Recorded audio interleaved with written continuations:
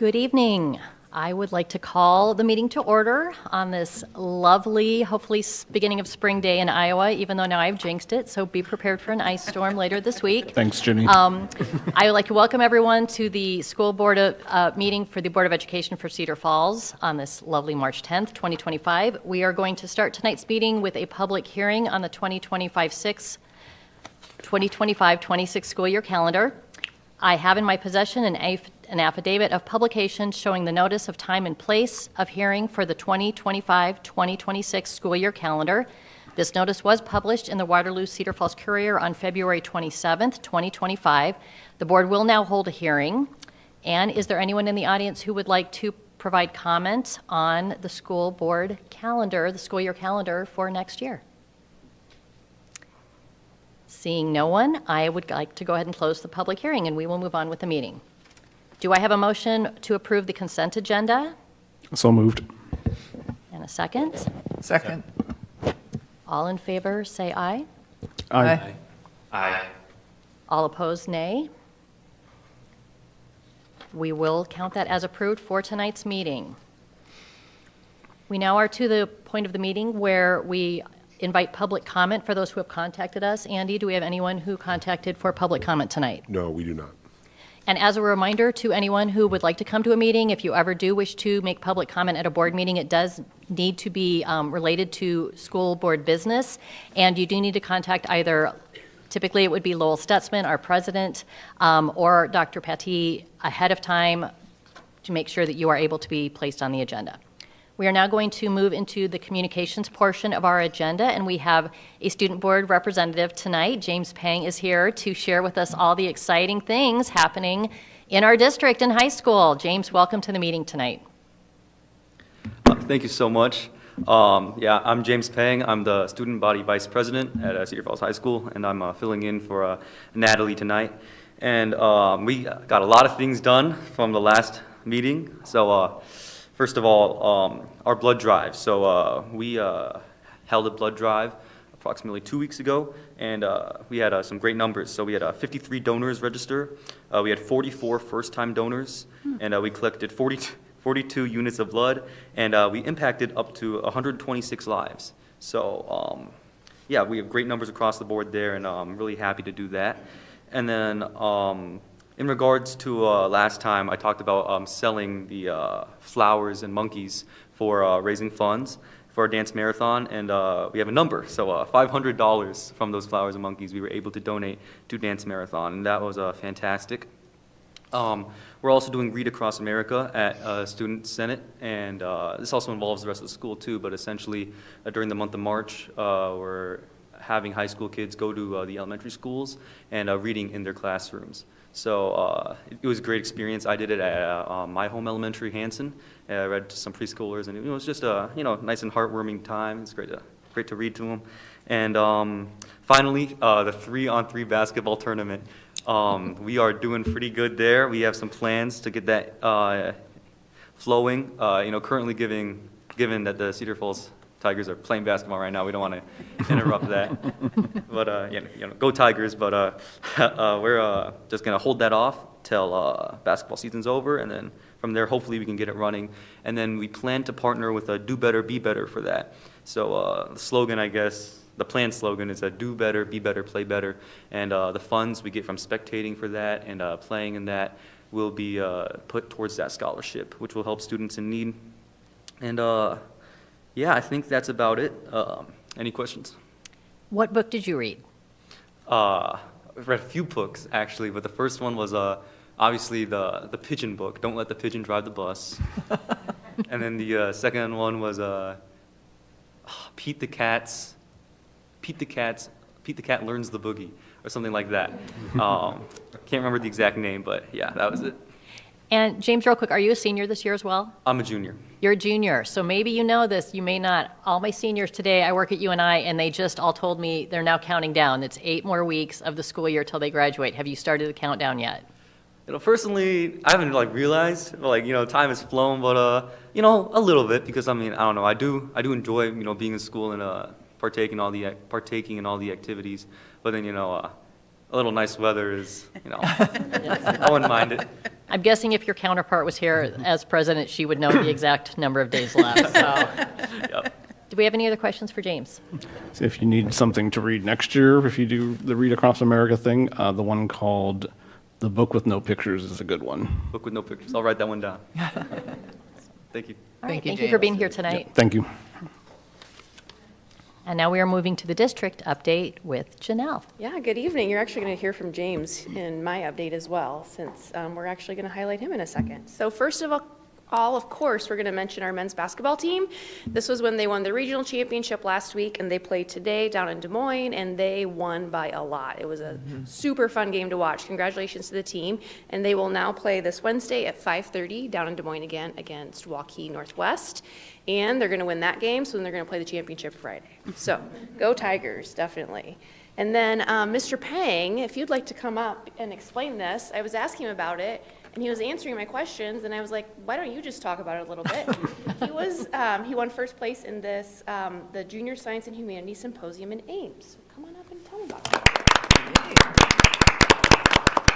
it. Thank you. So I guess just for some background, the Junior Science High School Symposium, yeah, it's a long name. And it's basically just like a research competition. So you basically investigate a subject, you submit a paper to them, and then they'll take they'll rank them, I guess, and the top 15 will then compete in an oral competition where you orally present your research, and then they will then judge it.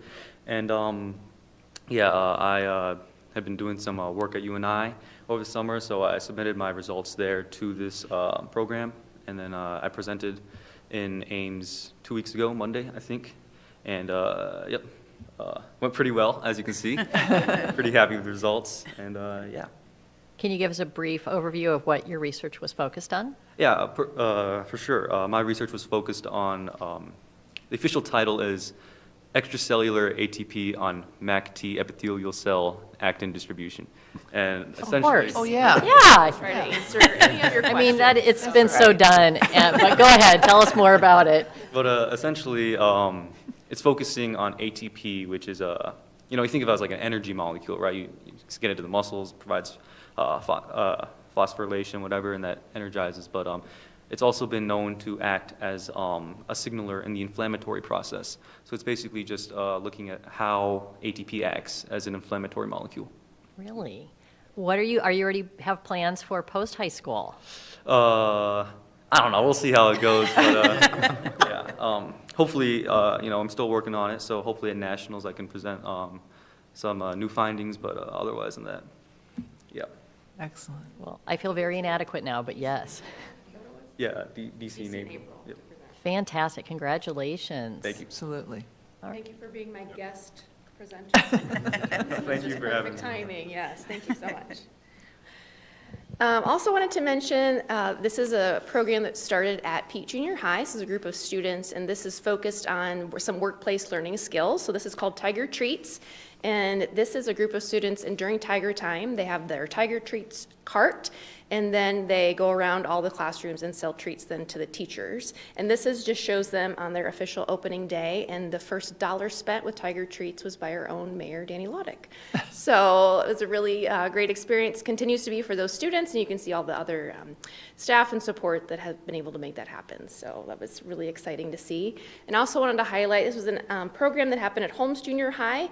The students and staff, they had during their PE classes, and they also had a full school assembly. They did some wheelchair basketball. So Jonah Becker and his family arranged that experience for the students, and then I think Mr. Jones, a principal, was even in on some of the basketball games that were played. So it was a lot of fun for those students. I also wanted to highlight our Rocket Club. This was an engineer week. They went out to John Deere and they did some displays with the Rocket Club, and then the FTC 6420 and 525 Sport Dogs were out there as well. Those students have also been competing. The Rocket Club will be competing in April at nationals, and then the robotics teams are competing in many of their regionals as well, with coming up at UNI after spring break, I believe, is a regional, correct? Correct, yes.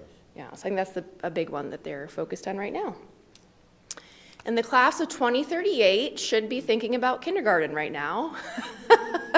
So if you have a student that'll be starting kindergarten in the fall, those are the phone numbers we would like you to contact to let them know you have a student. If you're not sure of what building, you can call our administration office at 553-3000 and we'll help you figure that out. And again, students need to be 5 years old on or before September 15th. And then we'll also wanted to announce, we have a really exciting to have Lynn Lyons back. She's a speaker and author. She presented last year for us in person. This year she's doing a virtual live streamed event, and she's focusing on how to navigate smartphones, freakouts, and friendships, the big skills all kids and adults need. So we're really excited about that. We now have a Facebook event that you're able to find through the district Facebook page and has the link you need on that night that you would just use to click into the event. So we'll of course have more information following as well. And we have spring sports starting up. I know our fishing team is having their family meeting, parent meeting tonight, and they have opened up that to kids going into 3rd through 12th grade. So they're really expanding. But then, of course, all of our track, soccer, golf, all the other things happening as well. But keep track of all that on the Bound app and also on our social media. Any questions? And we would encourage everyone to please read our newsletter. You can contact Janelle. You can find us on social media. As important as the work we do as a board is, the success and work of our students is really what shows us on display. It's great to have James here tonight to not only have him give the student board report, but tell us about his success. That's really where we see the proof of what we're doing and the work that we're doing. So thank you, James, for being here. That's super exciting. And watch us on social media. All right, we will go ahead and move on. Item F on the agenda tonight is to approve plans and specifications and set a public hearing for our 2025 summer roofing projects. We have Garrett Brown from CCG here tonight. He is going to present on the annual summer roof projects. These are a part of our 10-year PEPAL plan, so welcome, Garrett. Thank you for having me. As you mentioned, I'm Garrett Brown with Confidence Consulting Group.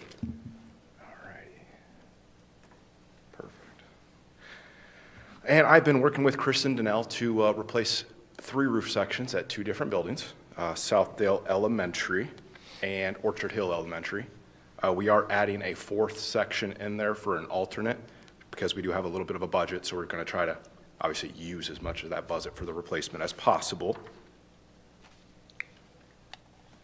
The building and roof locations, as I mentioned, Southdale Elementary. The items in red are going to be the base bid.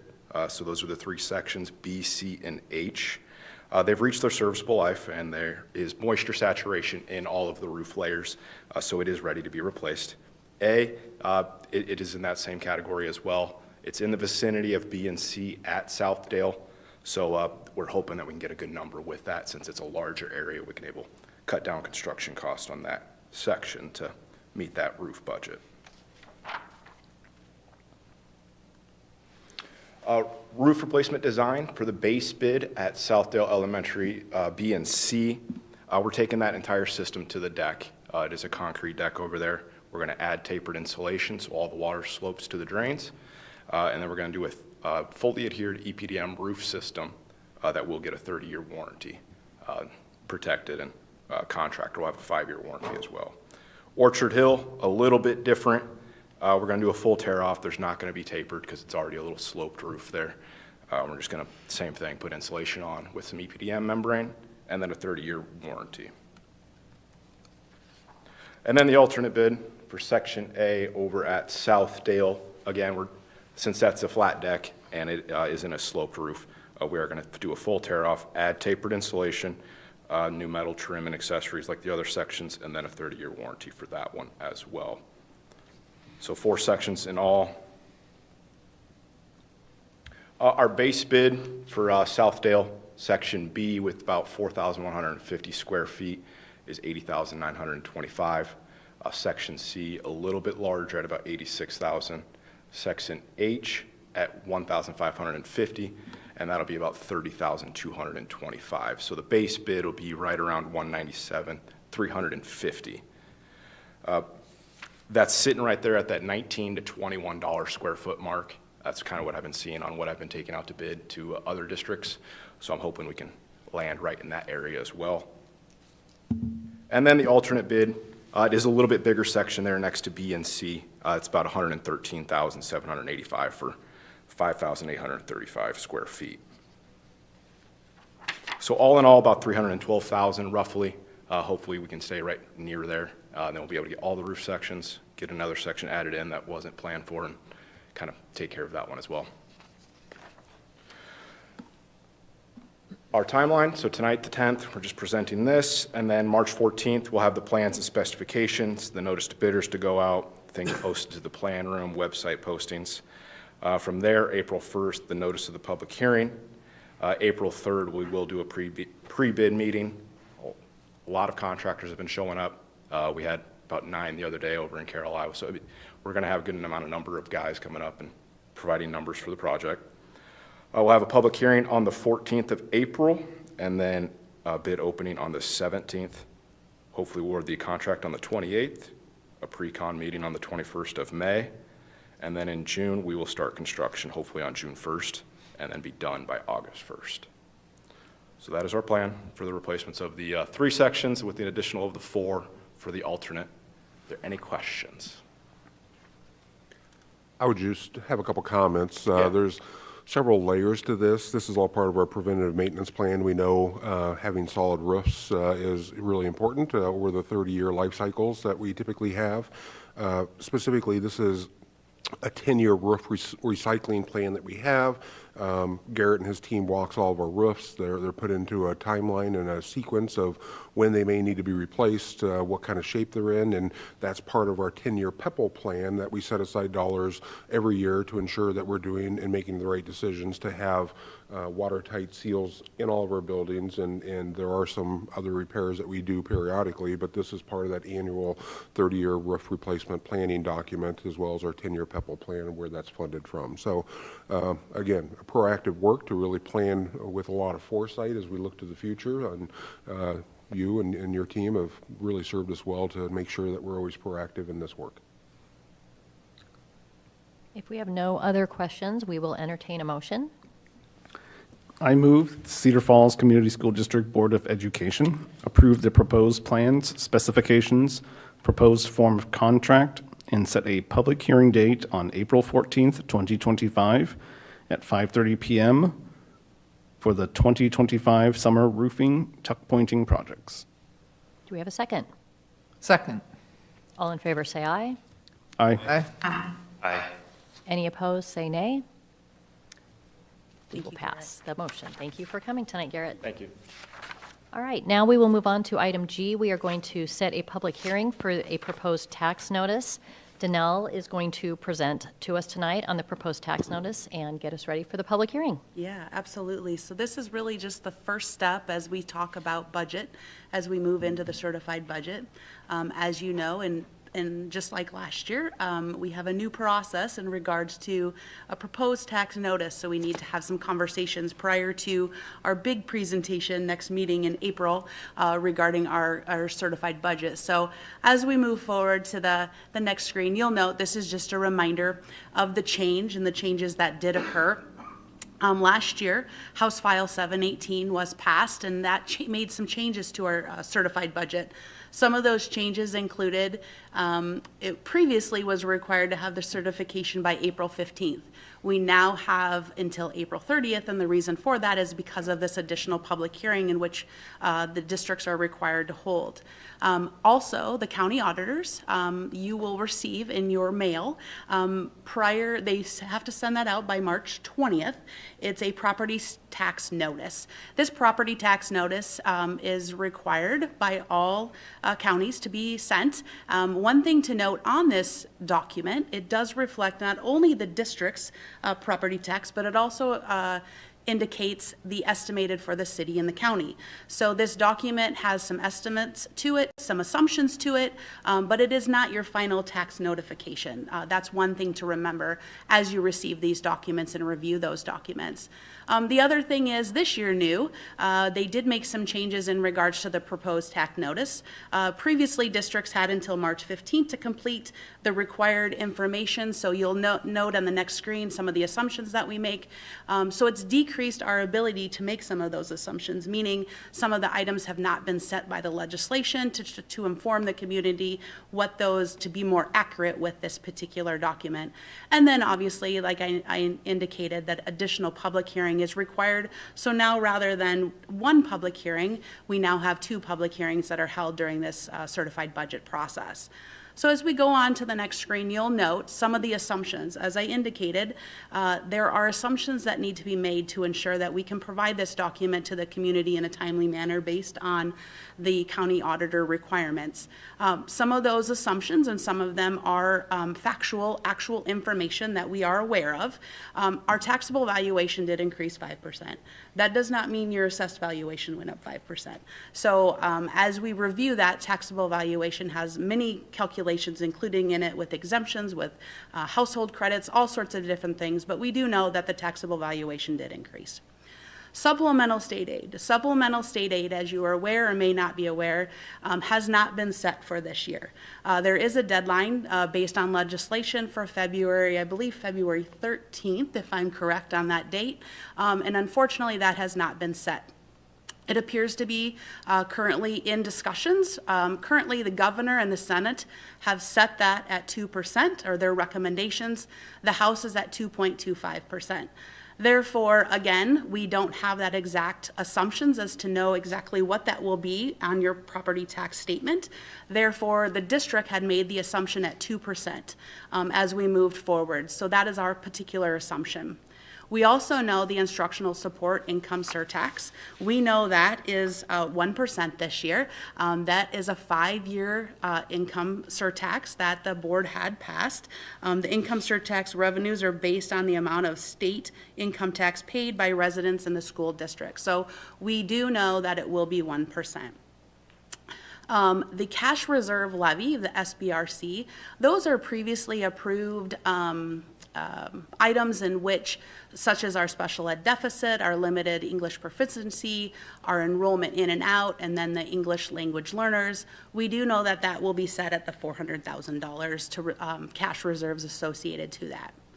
We also do know that the management fund, we anticipate a cost of about $1.9 million. That is due, is very similar to last year at this time, and that is due again to the fact that we have been notified of approximately 15 to 20% premium increase for next year. That is not specific to Cedar Falls schools. That is nationwide based on the disasters that have occurred and the hard market. Another item that impacts the management fund is the 1% wind and hail deductible that the district currently has. To give you an example, and that is not only on the value of the building, but it's also on the contents of the building. So as an example, our high school building value, replacement value, is estimated at $89 million. Therefore, if we had a complete disaster with wind and hail based on a tornado or something like that, a complete replacement deductible for the district would cost $890,000. That's just one building in our district. We have multiple buildings, as you are aware, so that 1% does impact all of those buildings. So we have to prepare for that as well. And then we do have the natatorium that is being added on this year once that's complete and those kiddos and community members are available to access that. So we are aware that there will be an increase in our management fund. And then finally, our debt service. Our debt service is set. That was graciously approved by our community. That is specifically payments associated to interest and principal for the uses of our new high school, obviously the payment for our new high school of our $69.9 million bond, as well as then, if you recall, the construction of Aldrich and remodels of North Cedar and Orchard Hill. So those are the assumptions. Some of them are exact, some of them are estimates, but as we move forward then we'll take a look at the property tax notice. This is half of the property tax notice. Each community member will receive this property tax notice, and this notice provides what the current year tax dollar levy is for 2025. It also provides you the budget year for fiscal 26 if there were no changes. So let's say there are no changes in legislation. Everything stays at zero. There's no growth. That would reflect what those property dollars, levies dollars would be. Our fiscal 26 does reflect those assumptions that were made based on our requirement by March 5th. And you'll see that there was some growth or changes in our general fund and those other particular levies in which I've indicated, for a difference from the prior year of approximately $775,000. As we move forward then, this next slide indicates the second portion, or the bottom portion of the document in which you will see. And you'll note our current levy, or tax levy rate, is a little over $14.78 for fiscal 25.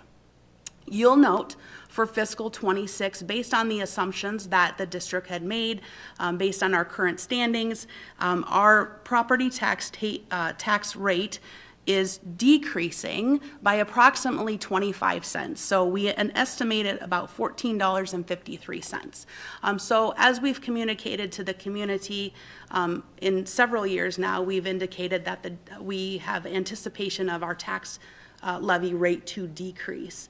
One of the things you'll note as well is some assumptions that this notice or the legislation has indicated on this document. One of those items is the assessed valuation.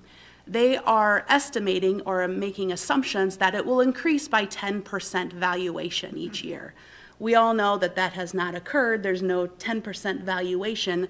So when we look at this document, you'll see a difference of $100,000 compared to $110,000. So as we move to the next screen, you'll note this breakdown, and this I wanted to provide, and this is that assumption of the 10% increase. You'll note from the rollback example, this does not reflect Cedar Falls schools, but just as an example, an overall example.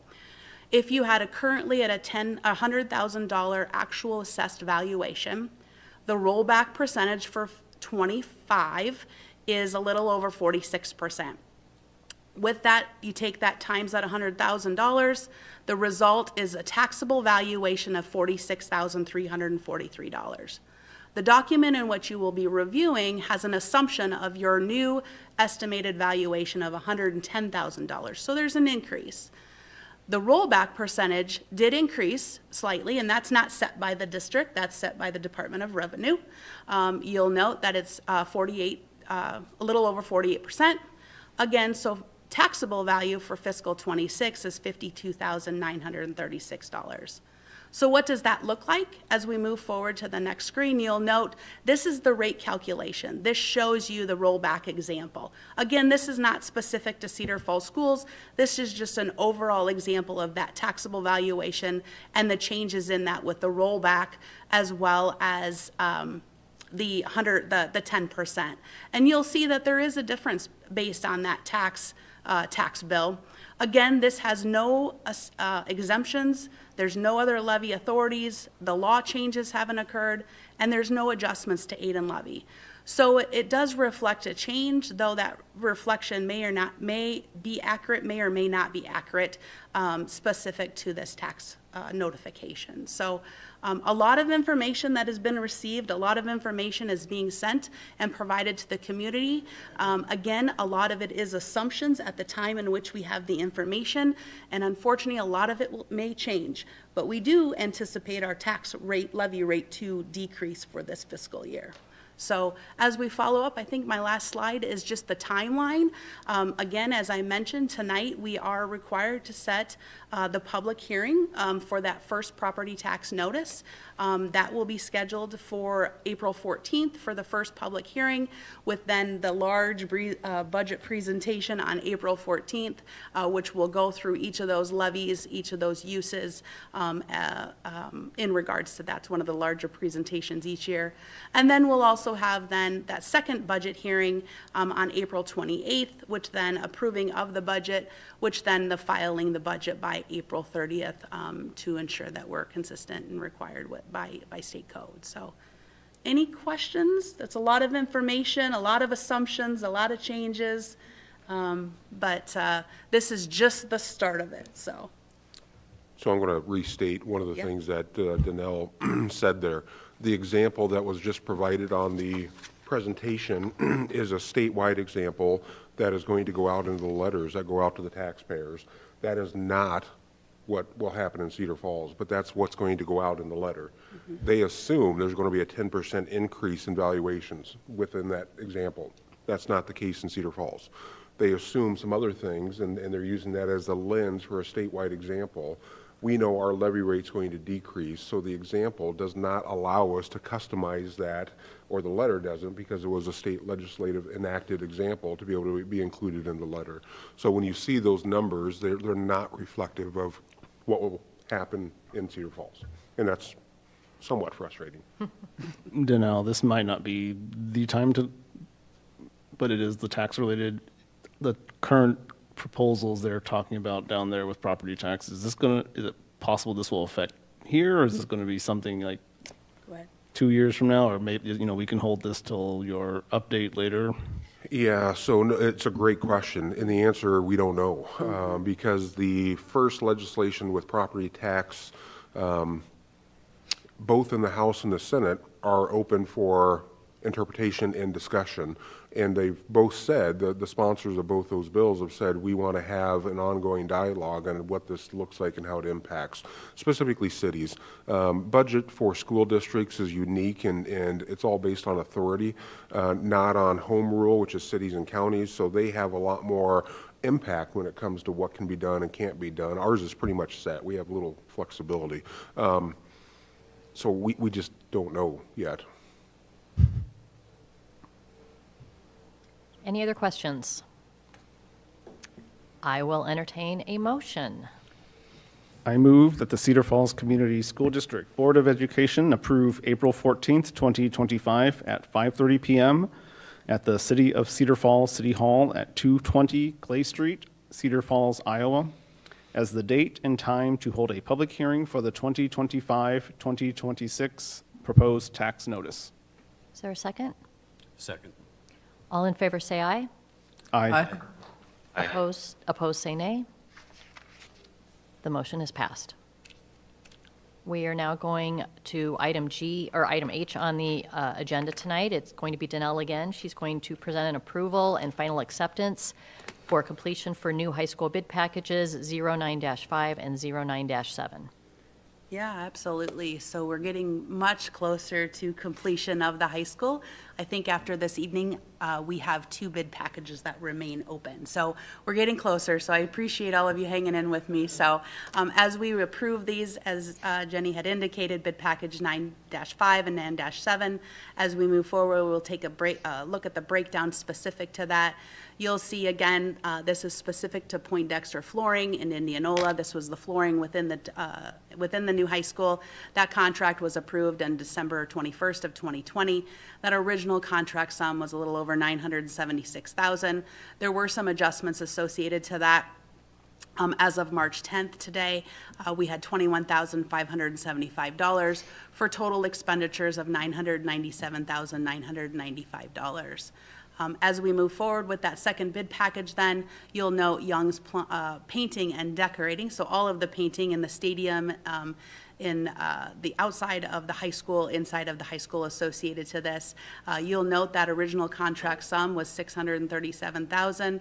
There were some change orders associated to this particular contract, and that was some changes that we made in preparation for the TPC and some other items associated to that. But you'll note $297,000 for a total contract sum of $935,179. Again, approval does allow the district to move forward with the final retainage associated to that based on Iowa code.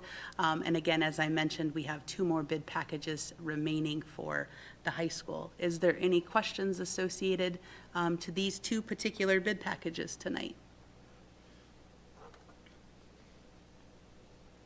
All right, and we have a motion.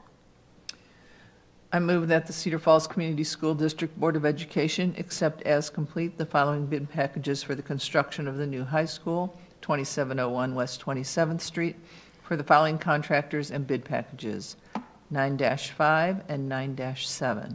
All claims for materials furnished, labor performed, and/or services provided for these contracts must be filed per Iowa code. Is there a second? Second. All in favor, say aye. Aye. Aye. Opposed, nay, and I will be abstaining. All right, so we are moving on to item I on the agenda. That is the approval of the 2025-2026 school year calendar, now that we have had the public hearing. Dr. Petty?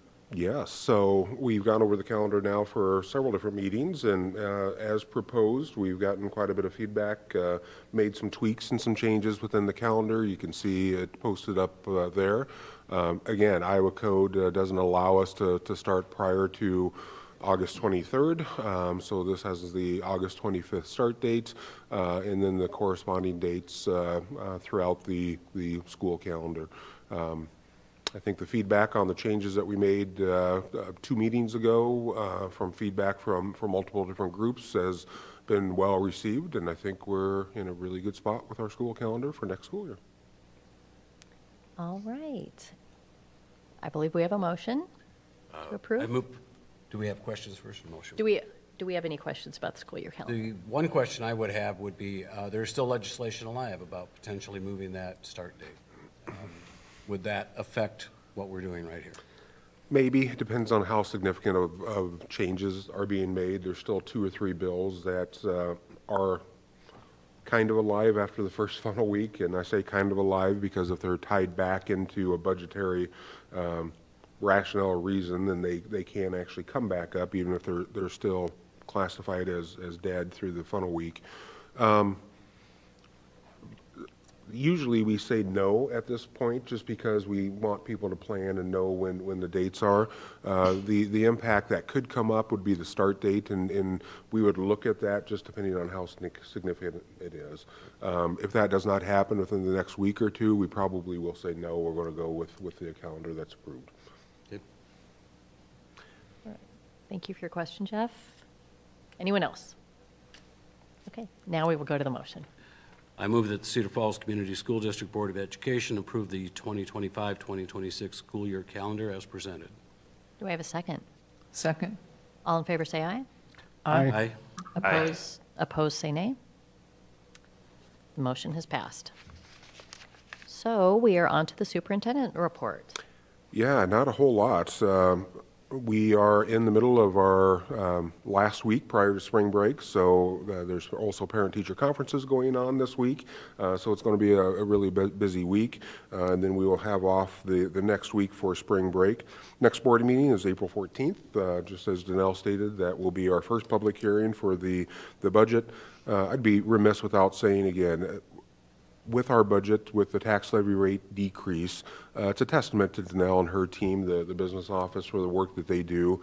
There's a lot of work behind the scenes as far as forecasting, looking out at the authority for the next 5 to 7 years, what that may look like for impacts within our community, what does it look like for assuring that there continues to be a foundational practice for planning accordingly with the budget. And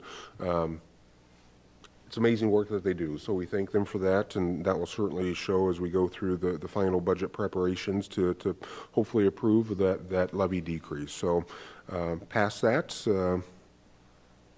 that is all I have. Do we have any questions, comments, or concerns from board members? Just a comment on the school calendar.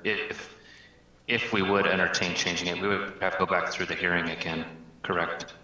Yes, we would, and that's where it gets so challenging because that becomes sometimes a 6-week process to go through, set a public hearing, hold the public hearing, approve the calendar and the changes. And we typically have parents, once this is set, that will start planning for into summer vacations when they might have, Christmas breaks, winter breaks, and spring breaks. So it becomes a challenge once it's set. And again, my guess would be the priorities at the legislative level are not going to be school calendars in the next few weeks, so this is probably going to be a 2 to 3 week time frame when those eyes come back to some of those bills. So I would say more than likely the calendar is set and will be set. It's just that little tiny sliver. If they make a dramatic change for when school start dates can occur, we would probably look at that. But again, I don't anticipate that changing currently what we're doing due to the fact it wouldn't be until probably late May or early June when we could get everything done to approve what the changes would be at the legislative level locally. I would just like to say that I had an opportunity this past week to meet with the collaborative teams at Pete. Pete and Holmes people were there. It was fascinating to me, and we are in extremely good hands as a staff and students, and they are outstanding staff people. I just think we should be very proud of our people that are working in the school district. The other thing is, I also attended the SpongeBob the Musical. It was great, great. Again, kudos to the staff and students and community that were involved in that. It was so entertaining and really a wonderful production. So just wanted to publicly acknowledge that. It's another time to say we've got the best staff in the world. So. Absolutely. And I think on the heels of Beth saying that, and Dr. Petty, you congratulating Danelle and her team, which I think we all would echo. We also want to thank, you and the leadership team for the approach that we do take, especially, knowing the things that are happening in our district, the programs that we continue to see grow, the quality of everything that we have in terms of both facilities and academics and staff, that we are able to be very fiscally prudent with our budget and continue to do those things. It's a testament to all of you as well. So thank you so much. All right, if there is nothing else on the agenda tonight or no more questions, I will entertain a motion to adjourn. So moved. Is there a second? Second. All in favor, say aye. Aye. Opposed, same sign. Aye. We are adjourned. Thank you for watching tonight.